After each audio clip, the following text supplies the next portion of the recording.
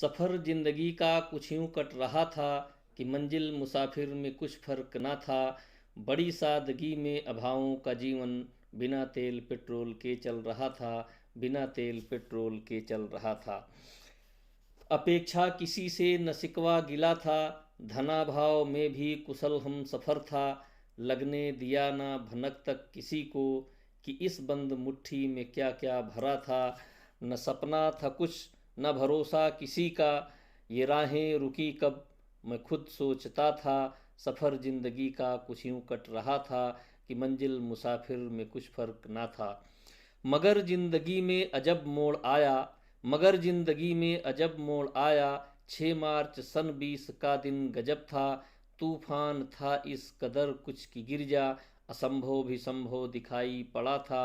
असंभव भी संभव दिखाई पड़ा था। मगर धैर्य छोड़ा न जीवन से हारा।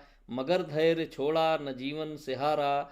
गिरता रहा फिर भी चल ही रहा था जो आश्रित मुझ पे दशकों से अब तक।